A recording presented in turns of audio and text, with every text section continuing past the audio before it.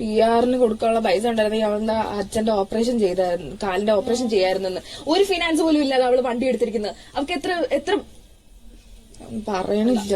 Loan എടുത്തേ പറഞ്ഞു. ഒരു ലോണും ഇല്ല, വീടിനും ലോണില്ല, കുറെ സ്ഥലവും ഉണ്ട്.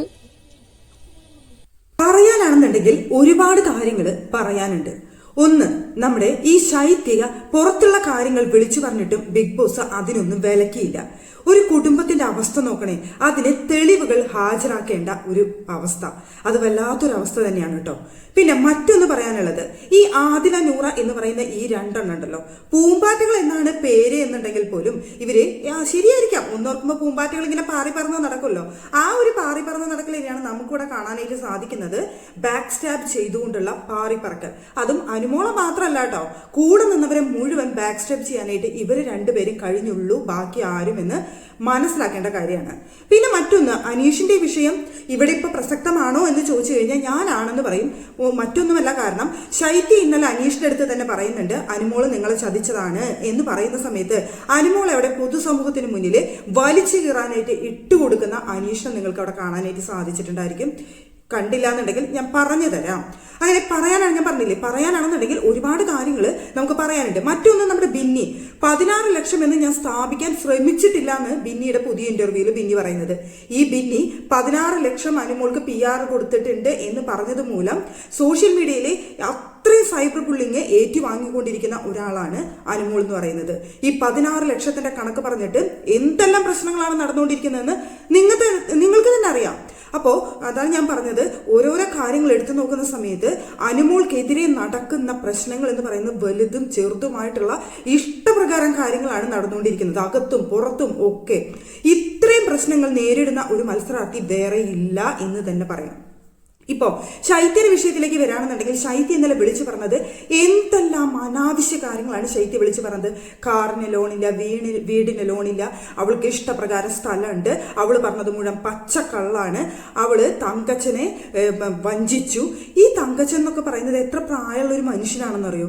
ആ മനുഷ്യനൊക്കെ അനുമോള് ചതിച്ചു എന്ന് പറയാനായിട്ട് നാണാവില്ല ഇവൾക്കൊക്കെ. അതൊരു സ്ക്രിപ്റ്റിന്റെ ഭാഗമായിട്ട് അവർ അഭിനയിച്ച ഒരു ഷോയിൽ അഭിനയിച്ച ഒരു കാര്യം വെച്ചിട്ട് എങ്കിൽ പിന്നെ സിനിമയിലും സീരിയലിലൊക്കെ അഭിനയിക്കുന്നവർ എന്ത് പറയേണ്ടി വരും? അപ്പോൾ അങ്ങനെ ഒരു ഷോയില് സ്ക്രിപ്റ്റിന്റെ ഭാഗമായിട്ട് അഭിനയിച്ച ഒരു കാര്യം വെച്ചിട്ട് ഇന്നലെ പറഞ്ഞ അനാവശ്യങ്ങൾ എന്ന് പറഞ്ഞു കഴിഞ്ഞാൽ ഇവൾക്ക് കാറിന് ലോണുണ്ടോ വീടിന് ലോണുണ്ടോ എന്ന് തെളിയിക്കേണ്ടത് ഇവരുടെ കടമയായിട്ട് വന്നിരിക്കുകയാണ്. ഇപ്പോൾ അവരത് ഇപ്പോൾ ഇൻസ്റ്റാഗ്രാമില് അനുമോളുടെ ഒഫീഷ്യൽ പേജിൽ തന്നെ അവരിപ്പോൾ അതിന്റെ തെളിവുകൾ ഹാജരാക്കിയിരിക്കുകയാണ് ഫാമിലി. അവരുടെ അവസ്ഥ അതാണ് ഞാൻ പറഞ്ഞത്. ഇവർക്കറിയോ, ശൈത്യക്ക് അറിയോ ഈ അനുമോൾക്ക് ലോൺ ഉണ്ടോ ഇല്ലേ എന്നുള്ളത്? അനുമോളെ കുറിച്ച് കൂടുതൽ അന്വേഷിച്ചിട്ടാണ് ശൈത്യ പറഞ്ഞത്. ശൈത്യ കട്ടപ്പ എന്ന് വിളിച്ചു എന്ന് പറഞ്ഞിട്ടാണ് ശൈത്യ ഇപ്പോൾ ബിഗ് ബോസ് വീടിനുള്ളിൽ വന്നിട്ട് ഈ തോന്നിവാസം മുഴുവൻ ചെയ്തത്.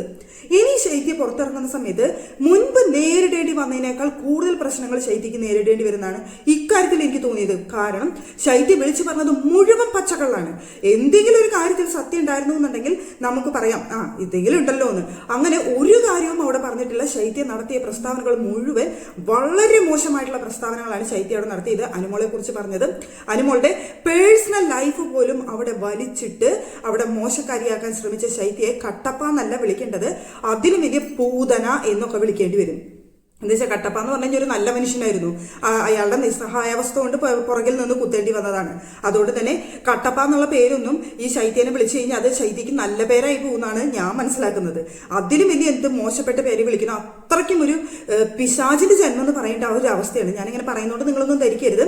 അത്രയ്ക്കും മോശമായ ഒരു അവസ്ഥയാണ് എനിക്ക് ശൈത്യനെ അടുത്ത് കണ്ട സമയത്ത് തോന്നിയത്. ശൈത്യ പറയുന്നതിനനുസരിച്ച് തുള്ളുന്ന ആദിലയും നൂറയും, അവിടെയാണ് എനിക്ക് അതിലും വലിയ കലിപ്പ വന്നത്. ശൈത്യനോട് ഉള്ളതിനേക്കാൾ എനിക്ക് ദേഷ്യം തോന്നിയത് ഈ പറയുന്ന ആദിലയുടെ അടുത്താണ്.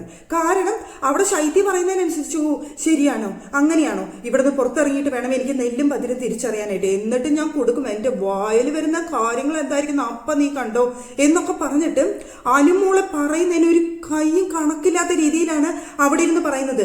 ഇവരെയൊക്കെയാണോ ഫ്രണ്ട്സ് എന്ന് അനുമോള് കൂട്ടേണ്ടത്? ഈ അനുമോള് പുറത്തിറങ്ങി കഴിഞ്ഞാൽ കൂടെ കൂട്ടാൻ പാടില്ലാത്തവരുടെ കൂട്ടത്തിലാണ് ഇവരൊക്കെ. ഇവിടെ ശത്രുക്കളായി നിന്നവരെ അനുമോള് കൂടെ കൂട്ടിയാൽ പോലും ഇവളുമാരെയൊന്നും ജന്മത്ത് ഫ്രണ്ട്സ് ആയിട്ട് കൂടെ കൂട്ടരുത് എന്ന് ഞാൻ ചിന്തിക്കുന്നു കേട്ടോ. ഇനി അനുമോൾ എന്താ വെച്ചാൽ അനുമോളുടെ ഇഷ്ടത്തിന് ചെയ്തോട്ടെ. പക്ഷെ ഞാൻ പറയാണ്, ഈ പറയുന്ന ആദിലയും നൂറയും ഷാനവാസിനെ കുറിച്ച് ഇന്നലെ എന്തൊക്കെ മോശമായിട്ട് പറഞ്ഞു എന്നറിയോ? ഷാനവാസിന് പോസിറ്റീവ് നെഗറ്റീവ് എന്തുണ്ടാവാം, ഷാനവാസിന്റെ ഭാഗത്ത് തെറ്റുണ്ടാവാം. പക്ഷേ നിങ്ങളെ അതുപോലെ സ്നേഹിച്ച് നിങ്ങൾക്ക് വേണ്ടി കൂടെ നിന്നിട്ടുള്ള ഒരു വ്യക്തിനെ മറ്റുള്ള കണ്ടസ്റ്റൻസ് പുറത്തുനിന്ന് വരുന്ന സമയത്ത് അവരുടെ അടുത്ത് ഇരുന്നിട്ട് അമ്മായി, ഷാനവാസിനെ വിളിച്ച പേരാണ് അമ്മായി, അതുപോലെ തന്നെ മോശപ്പെട്ട എന്തെല്ലാം കാര്യങ്ങൾ ഷാനവാസിന് അവിടെ ഇരുന്ന് പറഞ്ഞു എന്നറിയോ ഈ ആദിലയും നൂറയും. അപ്പൊ ഇവരെയൊക്കെ എന്ത് വിശ്വാസത്തിന്റെ പുറത്താണ് കൂടെ നിർത്തേണ്ടത്? ഇവിടെയാണ് ലക്ഷ്മി പറഞ്ഞ വാചകം ചിലപ്പോൾ നമുക്ക് തോന്നിപ്പോകുന്നത്, കുടുംബത്ത് കയറ്റാൻ കൊള്ളാത്തവരാണ് ഈ രണ്ടെണ്ണെന്ന്. സത്യം പറഞ്ഞു കഴിഞ്ഞാൽ കഴിഞ്ഞ സീസണിലൊക്കെ വന്ന പലരോടും നമുക്ക് ഈ വിഭാഗത്തിൽപ്പെട്ടവരോട് നമുക്ക് ഇഷ്ടം തോന്നിയിട്ടുണ്ടെങ്കിൽ ഇവരോട് നമുക്കിപ്പോൾ വെറുപ്പ് തോന്നുന്ന ഒരു അവസ്ഥയാണ്. കാരണം ഒരു സ്റ്റാൻഡ് ഇല്ലാതെ നിലപാടുകൾ മാറി മാറി നിൽക്കുക. ഒരാൾ എന്തെങ്കിലും വന്ന് പറഞ്ഞു കഴിഞ്ഞാൽ അവരുടെ കൂടെ നിൽക്കും, മറ്റൊരാൾ എന്തെങ്കിലും പറഞ്ഞു കഴിഞ്ഞാൽ അവരുടെ കൂടെ നിൽക്കും. കൃത്യമായി ഒരു നിലപാടില്ല. തന്റെ കൂടെ നിൽക്കുന്ന ഫ്രണ്ടിനെ ചീറ്റ് ചെയ്തുകൊണ്ടിരിക്കുക, ചതിച്ചുകൊണ്ടിരിക്കുന്ന രണ്ടെണ്ണമാണ് ആദില നൂറ എന്ന് പറയേണ്ടി വരും. ഇവിടെ അനുമോൾക്ക് 16 ലക്ഷത്തിന്റെ PR ഉണ്ടെന്ന് പറഞ്ഞ ബിന്നി ഇപ്പൊ പറയാണ് ഞാൻ 16 ലക്ഷം സ്ഥാപിക്കാൻ ശ്രമിച്ചിട്ടില്ല എന്ന്. ഇവിടെ അനുമോളുടെ ഫാമിലി തന്നെ പറയുന്നുണ്ട് ഈ 16 ലക്ഷത്തിന്റെ PR കാരണം ഒരാളോട് പോലും വോട്ട് ചോദിക്കാൻ പോലും നിവൃത്തിയില്ല എന്ന്. കാരണം PR ഉണ്ടല്ലോ, നിങ്ങൾക്ക് വോട്ട് കിട്ടുമല്ലോ എന്ന് പറയുന്ന അവസ്ഥയിലേക്ക് കാര്യങ്ങൾ എത്തിയെന്ന്. അങ്ങനെ അനുമോളെ സോഷ്യൽ മീഡിയ മുഴുവൻ വലിച്ചു കീറുന്ന ഒരു അവസ്ഥയിലേക്ക് എത്തിച്ച ആളാണ് ഈ പറയുന്ന ബിന്നി എന്ന് പറയുന്നത്. ഇപ്പൊ ബിന്നി അത് മാറ്റി പറയുന്നു, ഞാൻ 16 ലക്ഷം സ്ഥാപിക്കാൻ ശ്രമിച്ചിട്ടില്ല, എത്ര തുക എന്ന് എനിക്കറിയില്ല എന്നുള്ള രീതിയിൽ ബിന്നി ഇപ്പൊ പറയുന്നു. ഇവിടെ 16 ലക്ഷം കൊടുത്തിട്ട് വരാനാണെന്നുണ്ടെങ്കിൽ ഇവിടെ അനുമോൾ തന്നെ പറയുന്നുണ്ട് എന്റെ അച്ഛന്റെ ഓപ്പറേഷനും കാര്യങ്ങളും ഇതൊക്കെ പറയുന്നുണ്ടായിരുന്നു. അപ്പോഴാണ് നമ്മുടെ ശൈത്യ പറയുന്നത് അവളുടെ ഇതൊക്കെ പച്ച കള്ളാണെന്ന് പറയാൻ. ശൈത്യയുടെ കുടുംബത്തെ ഇഷ്ടപ്രകാരം കാശുണ്ടായിരിക്കാം, അത് വിചാരിച്ച് അനുമോളുടെ കുടുംബത്തും ഉണ്ട് എന്ന് സ്ഥാപിക്കാൻ ശ്രമിക്കുന്നത് വളരെ മോശമായിട്ടുള്ള ഒരു കാര്യമാണ് ശൈത്യ ഇന്നലെ നടത്തിയത്. പിന്നെ നമ്മുടെ അനീഷിന്റെ കാര്യം, ഇന്നലെ ശൈത്യ വന്നിരുന്നിട്ട് അനീഷിന്റെ അടുത്തിരുന്ന് സംസാരിക്കുന്നുണ്ട്. നിങ്ങളെ അവള് പറ്റിക്കുകയായിരുന്നു, നിങ്ങൾ അവളുടെ അടുത്ത് സംസാരിക്കുന്ന സമയത്ത് എനിക്ക് നിങ്ങളോട് ഭയങ്കര ബഹുമാനം ഉണ്ടായിരുന്നു, പക്ഷെ നിങ്ങൾ അവളുടെ ചതിക്കുഴിയിൽ വീണുപോയി, അവള് പലരെയും പറ്റിച്ചിട്ടുണ്ട്, അതുപോലെ തന്നെ നിങ്ങളെയും നിങ്ങളുടെ അടുത്ത് സ്നേഹം നടിച്ചു എന്നൊക്കെ പറഞ്ഞുകൊണ്ട് അനീഷിന്റെ അടുത്ത് സംസാരിക്കുന്നുണ്ടായിരുന്നു. ഈ സമയത്ത് അനീഷ് അതിനെതിർത്തുകൊണ്ട് ഒരു വാക്ക് പറയുന്നത് ഞാൻ കണ്ടില്ല. ഇനിയിപ്പോ ഞാൻ കാണാത്തതിന്റെ കുഴപ്പമാണോ എന്നറിയില്ല, എന്തായാലും ഞാൻ അങ്ങനെ കണ്ടില്ല.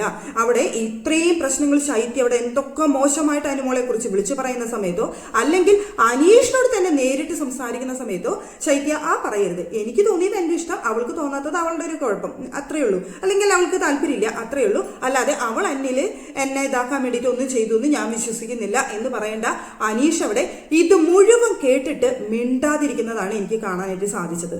സത്യം പറഞ്ഞു കഴിഞ്ഞാൽ സോഷ്യൽ മീഡിയയ്ക്ക് മുന്നിൽ അല്ലെങ്കിൽ പുറമെയുള്ള ജനങ്ങൾക്ക് മുന്നിൽ അനുമോളെ വലിച്ചു കീറാനായിട്ട് അവിടെ ശൈത്യ പറയുന്നതിനനുസരിച്ച് നിന്നു കൊടുക്കുന്ന അനീഷിനെ എനിക്ക് അവിടെ കാണാൻ സാധിച്ചു. അനുമോളും ഇന്നലെ കോംപ്രമൈസ് ഒക്കെ ആവുകയും ചെയ്തു, കൈയൊക്കെ കൊടുത്ത് ഇനി നമ്മൾ തമ്മിൽ ഒരു പ്രശ്നമില്ല, എനിക്കൊരു ഇഷ്ടം തോന്നി, ഞാൻ തുറന്നു പറഞ്ഞു, എനിക്ക് താല്പര്യമില്ല, അതുകൊണ്ട് നമ്മൾ ഇവിടെ വെച്ചെല്ലാം നിർത്തുന്നു എന്നൊക്കെ പറഞ്ഞെങ്കിൽ പോലും മറ്റുള്ളവർ മുഴുവൻ അവിടെ അനുമോളെ കുറ്റപ്പെടുത്തുന്ന സമയത്ത് അങ്ങനെയല്ല എന്ന് പറഞ്ഞിട്ട് തിരുത്താനായിട്ട് ഒരു മനസ്സ് കാണിച്ചു എന്നുണ്ടെങ്കിൽ അനീഷിന് അനുമോളോട് ഉണ്ടായിരുന്നത് റിയൽ പ്രണയമാണെന്ന് ഞാൻ പറഞ്ഞേനെ. ഇത് വളരെ ഫേക്ക് ആയിട്ടുള്ള ഒരു പ്രണയമായിരുന്നു, അനുമോളെ മോശക്കാരിയാക്കാൻ ശ്രമിക്കുന്നതിന് വേണ്ടിയിട്ട്. അത് ഇന്നലെ പ്രൂവ് ചെയ്യുന്ന ഒരു കാര്യം കൂടിയാണ് ഈ ശൈത്യം എന്ന സമയത്ത് അവിടെ സംസാരിച്ച ഈ കാര്യങ്ങൾ. ഇന്നലെ വന്ന മത്സരാർത്ഥികൾ അത്യാവശ്യം വളരെ മാന്യമായിട്ട് ആകെ സംസാരിച്ച ഒരു മത്സരാർത്ഥി എന്ന് പറയുന്നത് അപ്പാനി ശരത്ത് മാത്രമായിരുന്നു. ബാക്കി എല്ലാം കൂടി അനുമോളെ വലിച്ചു കീറാൻ വേണ്ടി വന്നു കയറിയ ജന്മങ്ങൾ മാത്രമായിരുന്നു. നമുക്ക് ലൈവ് കാണുന്ന സമയത്ത് നമുക്ക് ഭയങ്കര ഇറിറ്റേറ്റ്, എന്നുവെച്ചാൽ 2 ദിവസമായിട്ട് നമ്മൾ ഭയങ്കര ഹാപ്പി ആയിട്ട് കണ്ടിരുന്ന ലൈവ് ഭയങ്കര ഇറിറ്റേഷനും ഭയങ്കര എന്തോ ബുദ്ധിമുട്ട് തോന്നുന്ന ഒരു തരത്തിലുള്ള ലൈവായിരുന്നു. കാരണം നമുക്ക് കാണുമ്പോൾ കുശുമ്പും കുന്നായ്മയും കുറ്റം പറച്ചിലും അല്ലാതെ വേറൊന്നും തന്നെ ലൈവിൽ നമുക്ക് കാണാനായിട്ട് സാധിച്ചിരുന്നില്ല.